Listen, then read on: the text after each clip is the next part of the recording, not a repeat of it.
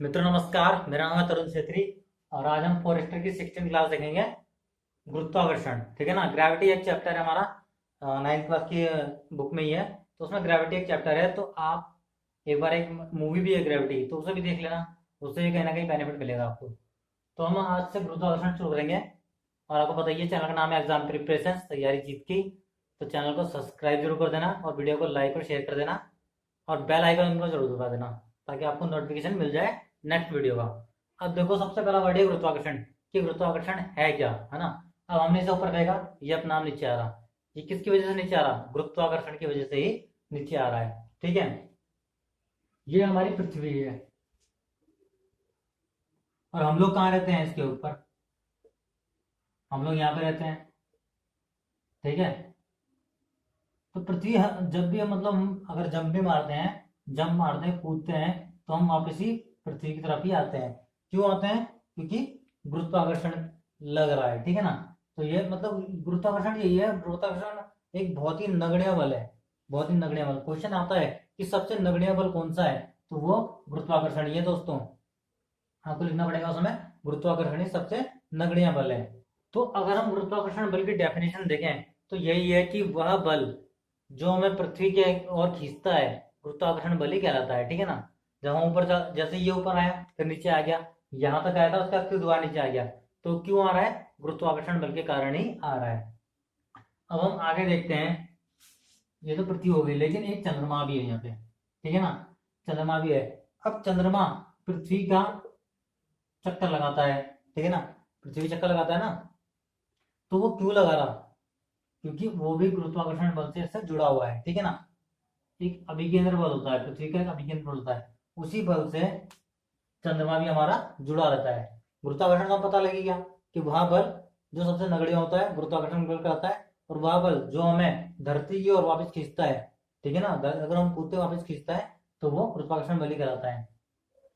अब इसका देखते हैं हम, चंद्रमा का, कि चंद्रमा क्यों मतलब इसके पृथ्वी की चक्कर लगा रहा। तो उसका इसका एक उदाहरण है। अगर हम एक धागे से अगर हम धागे से एक पत्थर को बांध दें, ठीक है ना, एक धागे से पत्थर को बांध दें और ऐसा ऐसा करके घुमाए, तो ये तो हो जाएगा उसका अभिकेंद्र बल, जो उसको घुमा रहा है। ये हो जाएगा अभिकेंद्र बल। और ये हो जाएगी उसकी वृत्तीय गति। मैंने वृत्तीय गति वाला समझाया भी था आपको। ये हो जाएगी इसकी वृत्तीय गति। और वृत्तीय गति कैसे होती है? हमेशा त्वरित गति होती है, क्योंकि इसकी दिशा हर एक बिंदु पर बदल रही है। अब हम अचानक से जब हम ऐसे घुमा रहे, अगर हम एकदम छोड़ दें, आप ये करके देखना, आप ये करके देखना है, ये वाला जो एग्जाम्पल बता रहा हूँ, इसे घर में करके देखना। एक रस्सी से ऐसे करके बांध लेना, उसके बाद एकदम छोड़ देना, ऐसे ऐसे करके घुमाया और फिर छोड़ दिया। तो वो एक, जैसे ही आप छोड़ोगे तो वो पत्थर एक सरल रेखीय उसमें चले जाएगा। मतलब इसका कहने का मतलब इतना ही है, जैसे ही वो अभिकेंद्र बल से छूटेगा, ठीक है, जैसे ही वो इस अभिकेंद्र बल से छूटेगा, तो वो एक सरल पथ पर गति करने लगेगा। वैसे ही अगर ये अभिकेंद्र बल पृथ्वी के पास ना होता, तो चंद्रमा सीधे एक ऐसी गति में, सरल रेखीय गति में आगे बढ़ जाता। लेकिन ये अभिकेंद्र बल लग रहा है, इसलिए ये वृत्तीय पथ पर गति कर रहा है। तो इतनी सी बात है दोस्तों। अब हम न्यूटन का गुरुत्वाकर्षण का नियम देख लेते हैं। ध्यान से देखते हुए चलना दोस्तों, ध्यान से देखते हुए चलना, क्योंकि जून जून में अब मतलब हमारा रिजल्ट भी आ जाएगा वैसा, जो हाई कोर्ट का है, जो हमने टाइपिंग का दिया था, ठीक है। टाइपिंग वाला 140 नंबर वाला पेपर था, उसका भी रिजल्ट आ जाएगा था जून में। और उसके बाद जून के बाद जुलाई अगस्त में फॉरेस्टर का पेपर ना हो जाए। तो ध्यान से देखते हुए चलना, सभी क्लासेस, अब टाइम नहीं है। मैंने आपको पहले ही बता दिया कि क्या होने वाला है, क्योंकि पोस्ट कम है, ठीक है ना, पोस्ट कम है, तो पेपर होने की संभावना ज्यादा है इसकी। अब हम देखते हैं गुरुत्वाकर्षण का, न्यूटन का गुरुत्वाकर्षण का नियम। न्यूटन ने दिया था, ठीक है। इसमें क्या बोला? दो पिंडों के बीच कार्य करने वाला आकर्षण बल दोनों पिंडों के द्रव्यमान के गुणनफल के, ध्यान रखना, गुणनफल के अनुक्रमानुपाती और उनके बीच की दूरी के व्युत्क्रमानुपाती होता है। जो फोर्स लगेगा, दोनों दो द्रव्यमान है जो, ठीक है ना, दो पिंड है, उनके द्रव्यमान m1 × m2 के गुणनफल के अनुक्रमानुपाती, इसलिए बराबर के इधर सामने ही है, ठीक है, बराबर के सामने ही है, ठीक है, अनुक्रमानुपाती। लेकिन उनकी जो बीच की डिस्टेंस है, ये हमारे दो पिंड है, ये m1 है, ये m2 है, और जो इनकी बीच की दूरी है r, r स्क्वायर के दूरी के वर्ग के विच कर्मानुपाती होता है, यहाँ वर्ग भी लिखना था, दूरी के वर्ग, दूरी के वर्ग के विच कर्मानुपाती होता है। ठीक है, ये पहले ऐसा होता है, यहाँ पे इस तरह से रहता है ये। जब हम इस चिन्ह को हटाते हैं तो इजिकल टू लगाते हैं। ठीक है, तो हम लगाते हैं इजिकल टू, और ये आ जाता है एक नियतांक, कांस्टेंट, कांस्टेंट कैपिटल जी। और कैपिटल जी का मान कभी नहीं बदलता, वो हमेशा एक सा रहता है। जी को हम क्या बोलते हैं, सार्वत्रिक नियतांक बोलते हैं, जिसका मान कितना है 6.67 इंटू 10⁻11 न्यूटन मीटर स्क्वायर प्रति किलोग्राम स्क्वायर। ये आ गया 10⁻11। तो इसको याद कर लेना, ये इंपॉर्टेंट चीज है, ये पूछ सकता है कि कैपिटल जी का मान कितना होता है 6.67 into 10⁻11 newton metre square upon kilogram square. तो दोस्तों याद कर लेना, इसे ब्रैकेट में बना के रख लिखना, नोट्स बनाते चलना इसके बस। अभी हमने कैपिटल जी के बारे में देखा था, जिसे हम सार्वत्रिक गुरुत्वाकर्षण बोलते हैं। ठीक है ना, सार्वत्रिक, जिसका मान कितना 6.67 into 10⁻11 -11 newton metre square upon kilogram square. ठीक है ना, तो हम पढ़ेंगे हम स्मॉल जी के बारे में। स्मॉल जी को बोलते हैं गुरुत्व जनित त्वरण। गुरुत्व जनित त्वरण जो वस्तु के आकार, रूप, द्रव्यमान पर निर्भर नहीं करता।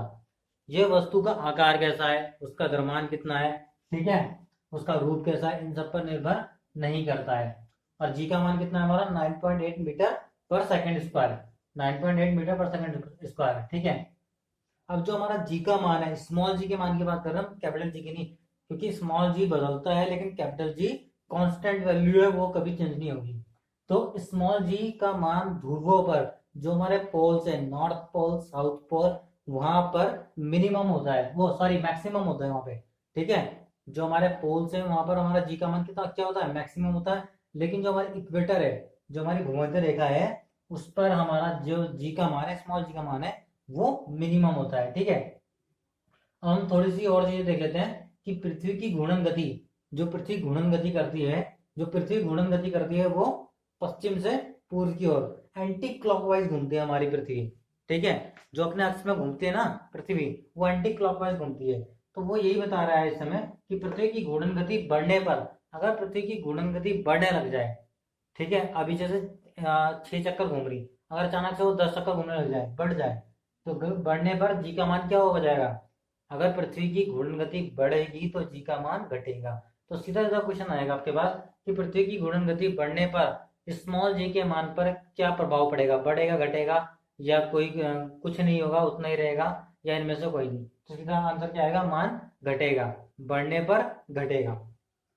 अब दूसरा पॉइंट, पृथ्वी की घूर्णन गति अगर कम हो जाए, अब पृथ्वी की घूर्णन गति कम हो रही है, ठीक है ना, अभी तक हमने 6 लिया था, ऐसे ही मान लिया था 6, तो 6 से कम हो गई, 3 हो गई, तो कम होने पर जी का जो मान है, स्मॉल जी का मान, वो बढ़ेगा दोस्तों। ठीक है, अब हम इसके बाद देखेंगे लिफ्ट के लिए जैसे जी का मान कैसे काम करता है।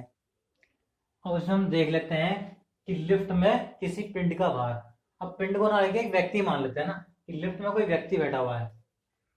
तो देखो दोस्तों, जब लिफ्ट ऊपर की ओर जाएगी, जब लिफ्ट ऊपर की ओर जाएगी, तो उस व्यक्ति का भार उसे बढ़ा हुआ प्रतीत होगा। जब आप झूले में बैठे होंगे किसी, तो झूला जब ऊपर की तरफ चलता है तो आपका वजन बढ़ा हुआ महसूस होता है। ठीक है ना, बढ़ा हुआ महसूस होगा कि आपका वजन अगर 60 किलो, तो आपको ऐसा लगेगा 70 किलो हो गया, तो आपको ज्यादा लगेगा। लेकिन जब जिस तरह आप मतलब झूले में झूलेंगे, जब इस तरफ जाता है, ऊपर जाता है, तो आपको, ये है ना झूला, इसमें झूले होंगे आप यहाँ पे बैठे और यहाँ से इधर की तरफ आए, जब आप यहाँ पहुंचे ऊपर की तरफ जा रहे हैं, तो यहाँ पर आपको अपना भार इस पॉइंट में बढ़ा हुआ नजर आएगा, 60 की जगह 70 लगेगा, कि 60 किलो हुआ लेकिन 70 किलो का हो गए। जैसे जैसे झूला इस स्थिति में आ जाएगा, यहाँ पर आ जाएगा, तो आपको अपना वजन 40 का लगना शुरू हो जाएगा। आप 60 के थे लेकिन वजन कितना लग गया, आप 40 का लगेगा, और इस जगह पे कितना लग रहा है, 70। तो यही चीज समझाने की कोशिश कर रहा हूँ आपको, कि ऊपर की ओर जाएगी लिफ्ट, तो आपको भार अपना बड़ा हुआ लगेगा कि बढ़ गया है, और नीचे लिफ्ट आएगी तो आपको ऐसा लगेगा कि मेरा वजन कम हो गया है। लेकिन जब आप किसी कंपनी में गए होंगे या फिर मॉल्स में गए होंगे, तो वहाँ लिफ्ट लगी रहती है, उसमें कभी हमें ऐसा महसूस नहीं होता। उसमें क्यों महसूस नहीं होता, इसलिए जब समान वेग से ऊपर नीचे आएगी लिफ्ट, समान वेग रहता है उसमें, तो भार में कोई परिवर्तन नहीं होगा, समान वेग रहता है। और झूले में जब हम झूल रहे होते हैं, तो इसमें समान वेग नहीं रहता, इसीलिए हमें वजन मतलब अपना बढ़ा हुआ घटा हुआ लगता है। अब एक पॉइंट और देख लेते हैं इसमें जो इम्पोर्टेंट है काफी, वो भारहीनता का है कि भारहीनता कब हो जाती है, जब हमें ऐसा लगता है कि हमारा वेट ही नहीं है, बिल्कुल जीरो है, ठीक है ना, जीरो है हमारा भार। तो वो होगा तब जब ये लिफ्ट यहां से ऊपर से नीचे की ओर आ रही हो, ठीक है, जब ये लिफ्ट ऊपर से नीचे की ओर आ रही हो, और ये आपको पता है कि डोरी से लगी होती है, ये लिफ्ट एक डोरी से लगी होती है ऊपर से, ताकि समान वेग से ऊपर जाए, लेकिन ये डोरी अब टूट जाए। जब डोरी टूट जाएगी इस लिफ्ट की, जब डोरी टूट जाएगी तो इस लिफ्ट के अंदर जो व्यक्ति होगा उसे अपना भार बिल्कुल जीरो महसूस होगा, ठीक है ना, शून्य महसूस होगा, तो उसका भार शून्य हो जाएगा।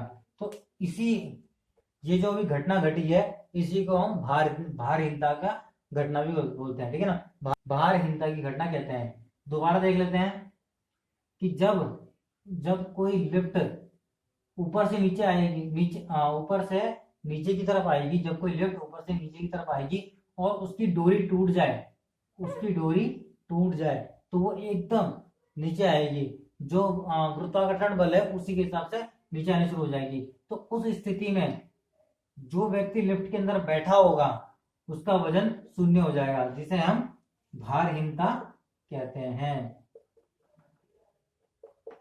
अब आप समझ गए होंगे जहां तक मैं सोच रहा हूँ, जहां तक मुझे लग रहा है कि आपको समझ में आया होगा।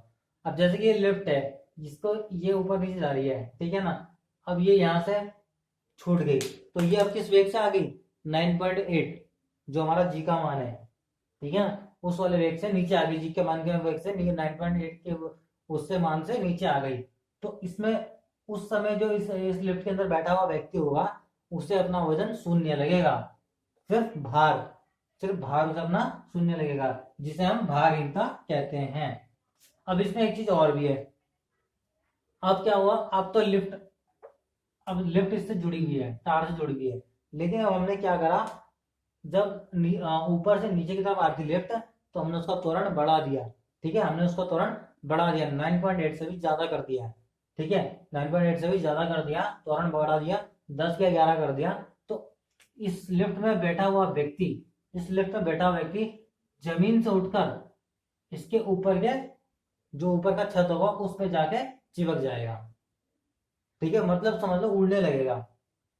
जब हम इसका त्वरण ज्यादा कर देंगे लिफ्ट का, ठीक है ना, त्वरण बढ़ा देंगे जी के मान से ज्यादा, तो लिफ्ट में बैठा हुआ व्यक्ति ऊपर इसके फर्श में लग उसके ऊपर छत में जाके चिपक जाएगा, ठीक है। तो अब एक लास्ट पॉइंट और देख लेते हैं, ग्रहों की गति से संबंधित केपलर के नियम। तो क्वेश्चन यह आया था इस बार, पिछली बार भी आ रखा था कि ग्रहों की गति से संबंधित नियम किसने दिए थे, इतना सिंपल क्वेश्चन। तो ये आंसर था डायरेक्ट केपलर, वहां न्यूटन भी दे रखा था और भी थे, तो केपलर उसका करेक्ट आंसर था। तो जिसने 3 नियम दिए थे दोस्तों, पहला देखते हैं, प्रत्येक ग्रह, ठीक है ना, जो प्रत्येक ग्रह है सूर्य के चारों ओर दीर्घ वृत्ताकार कक्षा में घूमता है, ये सन है और ये एक दीर्घ वृत्ताकार कक्षा है, ठीक है, इस कक्षा को हम क्या बोलते हैं, इलेप्टिकल, ठीक है, दीर्घ वृत्ताकार जो कक्षा बोल रहा है इसे हम इंग्लिश में बोलते हैं इलेप्टिकल। नेक्स्ट वाला देखते हैं, सेकंड, प्रत्येक ग्रह का क्षेत्रीय वेग नियत रहता है, प्रत्येक ग्रह का क्षेत्रीय वेग नियत रहता है, क्षेत्रीय वेग को हम क्या बोलते हैं इंग्लिश में, एरियल वेलोसिटी बोलते हैं, ठीक है। और क्षेत्रीय वेग नियत रहता है का मतलब ये है कि ग्रह अगर सूरज से दूर होगा तो उसका वेग कम हो जाएगा, ठीक है ना, तो उसका वेग कम हो जाएगा, ये ग्रह का वेग कम हो जाएगा। लेकिन अगर ग्रह सूर्य के पास होगा तो उस समय इसका वेग तेज हो जाएगा, वो तेज से चलने लगेगा और वहां पे धीरे चलेगा, यही है, इसी का मतलब है क्षेत्रीय वेग, ठीक है। थर्ड पॉइंट चलते हैं, जो इंपॉर्टेंट है सबसे ज्यादा, सूर्य का एक चक्कर लगाने के समय को हम क्या बोलते हैं, परिक्रमा काल। जब कोई ये ग्रह है, जब सूर्य का चक्कर लगाएगा, एक चक्कर लगा लेगा पूरा, यहाँ से चला ये पूरा आ गया, तो इसे परिक्रमा काल बोल देंगे, इसे हम टी से डिनोट करते हैं। तो इसने बोल रखा है परिक्रमण काल का वर्ग, ठीक है, ध्यान से सुनना, परिक्रमण काल का वर्ग सूर्य की औसत दूरी के घन के अनुक्रमानुपाती होता है, मतलब टी स्क्वायर आर क्यूब के बराबर होगा। ये क्या है, मतलब अनुक्रमानुपाती होता है, ठीक है। घन का मतलब क्या हो गया, क्यूब के अनुक्रमानुपाती होता है। तो दोस्तों आज के लिए हम यहीं तक रखते हैं चैप्टर को, और वीडियो को शेयर कर देना, लाइक कर देना, और चैनल को सब्सक्राइब कर देना प्लीज, ठीक है। और बेल आइकन दबाना मत भूलना। धन्यवाद दोस्तों।